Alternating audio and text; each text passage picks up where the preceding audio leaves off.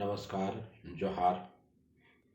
आज हम लोग कृषि नामक चैप्टर का अंतिम वीडियो प्रारंभ करने जा रहे हैं। जो छात्र छात्रा इसका पहले वीडियो, दूसरी वीडियो नहीं देख चुके हैं वो कृपया देख लेंगे तो इस पूरे चैप्टर का, पूरे पाठ को अच्छा से अच्छा समझ में आएगा।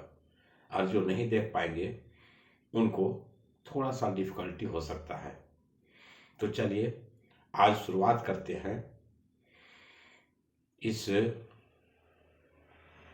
वीडियो का, जिसमें 4 बिंदु पर विशेष रूप से चर्चा किया जा रहा है। फर्स्ट में प्रौद्योगिकी और संस्थागत सुधार, सेकेंड में कृषि की राष्ट्रीय अर्थव्यवस्था, रोजगार और उत्पादन में योगदान, थर्ड में खाद्य सुरक्षा, फोर में वैश्वीकरण का कृषि पर प्रभाव। तो हम लोग सर्वप्रथम पहले बिंदु पर चर्चा करेंगे प्रौद्योगिकी और संस्थागत सुधार। इसमें हम लोग देखते हैं कि कृषि पर लगभग 60% से अधिक आबादी अपना जीविकोपार्जन के लिए, अपना आजीविका करने के लिए कृषि पर निर्भर करते हैं। वैसे तो हम लोग देखते हैं आजादी के पूर्व भारतीय कृषि का दयनीय स्थिति था, लेकिन स्वतंत्रता प्राप्ति के पश्चात अर्थात 15 अगस्त 1947 के पश्चात देश में संस्थागत सुधार करने के लिए जोतों की पाबंदी, सहकारिता, जमींदारी इत्यादि की समाप्ति करने की प्राथमिकता दी गई।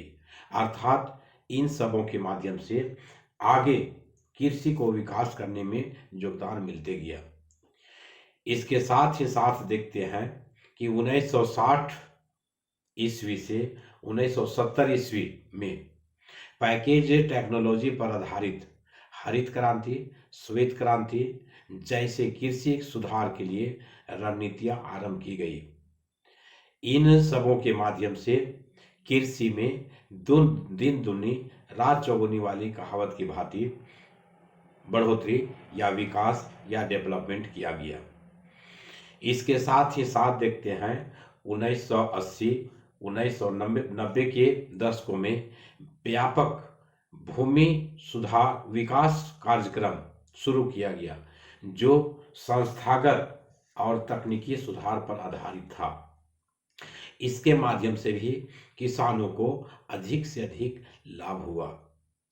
आगे हम लोग देखते हैं कि भारत सरकार ने किसानों के लाभ के लिए किसान क्रेडिट कार्ड, व्यक्तिगत दुर्घटना बीमा योजना की भी शुरुआत की गई।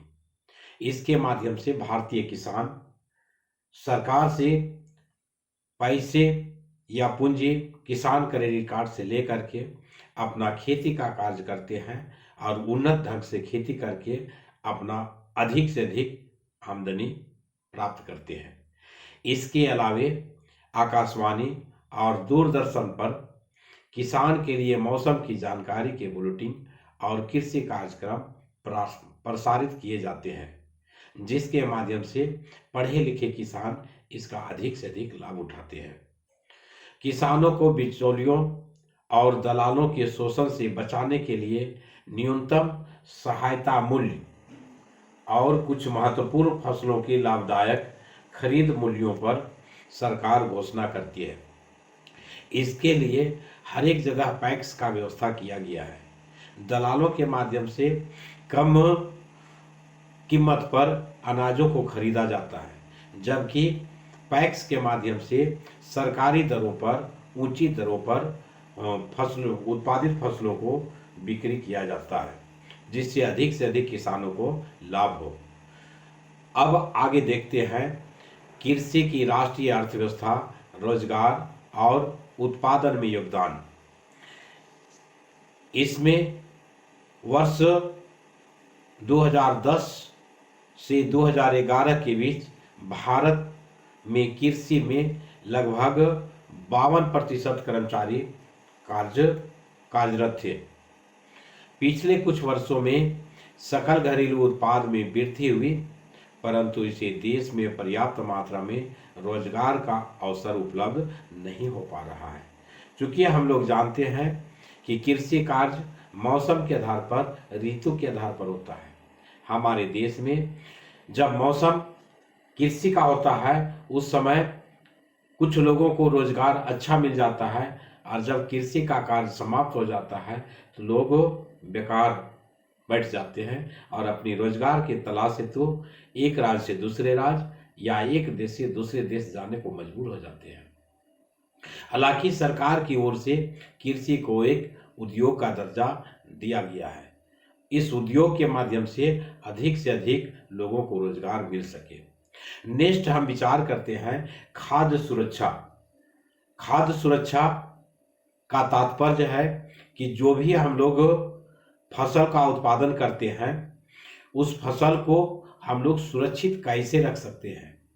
समाज के सभी वर्गों को खाद्य उपलब्धता सुनिश्चित कराने के लिए हमारी सरकार ने सावधानीपूर्वक राष्ट्रीय खाद्य सुरक्षा प्रणाली की रचना की, जिसके माध्यम से सभी कोटि को अर्थात सभी गरीब और अमीर व्यक्ति को खाद्य पदार्थ की उपलब्धता समय पर हो सके। इसके दो घटक हैं, बम्पर स्टॉक और दूसरा सार्वजनिक वितरण प्रणाली, पीडीएस कहते हैं। खाद्यान्नों की अधिक प्राप्ति और भंडारण की व्यवस्था food corporation of India FCI करती है, जबकि इसके वितरण को सार्वजनिक वितरण प्रणाली पीडीएस सुनिश्चित करती है। और इसी के तहत सभी गरीबी रेखा से नीचे वाले व्यक्तियों को आसानी से खाद्य उपलब्ध हो सकती है, उसमें भी बहुत कम मूल्य में। इसके साथ साथ कुछ लोगों को मुफ्त में दिया जाता है। ऐसे तो राष्ट्रीय खाद्य सुरक्षा के प्राथमिक उद्देश्य निम्नलिखित है: सामान्य लोगों को खरीद सकने योग्य कीमतों पर खाद्यान्नों को उपलब्धता कराने को सुनिश्चित करना, निर्धनों को भोजन प्राप्त करने में समर्थ बनाना, कृषि उत्पादन में वृद्धि करना, भंडार को बनाए रखने के लिए चावल और गेहूं की अधिक प्राप्ति के लिए समर्थन मूल्य को निर्धारण करना इत्यादि ये प्राथमिक उद्देश्य है। इसके बाद हम लोग देखते हैं कि वैश्वीकरण का कृषि पर प्रभाव क्या पड़ता है। मौजूदा स्थिति में किस प्रकार का ये अगला कार्यक्रम होता है। तो वैश्वीकरण की घटना उपनिवेश काल से ही मौजूद है। इसका कहने का मतलब है भारत आजादी के पूर्व जब अंग्रेज का उपनिवेश यहाँ था उस समय का। ब्रिटिश काल में अंग्रेज व्यापारी भारत के कपास क्षेत्र की ओर आकर्षित हुए और भारतीय कपास को ब्रिटेन में सूती वस्त्र उद्योग के कच्चे माल के रूप में निर्यात किया गया। अर्थात उस समय इंडिया में, भारत में सूती वस्त्र उद्योग स्थापित नहीं थे, तो यहाँ के कपास को ब्रिटेन में ले जाकर के वहाँ के सूती वस्त्र उद्योग में कच्चा माल के रूप में प्रयोग करते थे। 1990 के बाद वैश्वीकरण के तहत भारतीय किसानों को कई नई चुनौतियों का सामना करना पड़ रहा है। कई कृषि उत्पाद का मुख्य उत्पाद होने के बावजूद भारतीय कृषि विश्व के विकसित देशों से स्पर्धा अर्थात कंपटीशन करने में असमर्थ है, क्योंकि उन देशों में कृषि का अत्यधिक सहायता दी जाती है। जितना सहायता विकसित राष्ट्रों में कृषि के क्षेत्र में किसानों को दिया जाता है, उतना सहायता भारत में भारतीय सरकार नहीं दे पाती है। आज जीन क्रांति संकेत शब्द है, जिसमें जेनेटिक इंजीनियरिंग सम्मिलित है। इसे बीजों की नई संकरण किस्म का आविष्कार करने में शक्तिशाली पूरक रूप में जाना जाता है। आजकल इस पर हम लोग देखते हैं कि संकरण धान या संकरण किसी भी फसल को करके अधिक से अधिक उत्पादन किया जा रहा है। इसके लिए भारत सरकार विशेष बल दे रही है। आजकल कार्बनिक कृषि का अत्यधिक प्रचलन है, क्योंकि यह उर्वरक तथा कीटनाशक जैसे कारखानों से निर्मित रसायनों के बिना की जाती है। इसलिए पर्यावरण पर इसका नकारात्मक प्रभाव नहीं पड़ता है। वैसे सरकार को भी चाहिए कि कार्बनिक कृषि का अधिक से अधिक प्रयोग हो, जिसमें वर्मी कंपोस्ट वगैरह का हो, यूरिया और डीपीए का प्रयोग न करें, ताकि भूमि की उर्वरा शक्ति हमेशा हमेशा के लिए बरकरार रह सके। भारतीय किसानों को सस्यवर्धन करना चाहिए और खदानों के स्थान पर कीमती फसलें उगानी चाहिए। इससे आमदनी अधिक होगी और इसके साथ साथ पर्यावरण न्यूनीकरण में कमी आएगी। लोग कहने का तात्पर्य है कि भारतीय किसान को एक ही जमीन में, एक ही खेत में बराबर या लगातार एक ही फसल का उत्पादन नहीं करना चाहिए। इससे भिन्न भिन्न फसलों का उत्पादन करना चाहिए।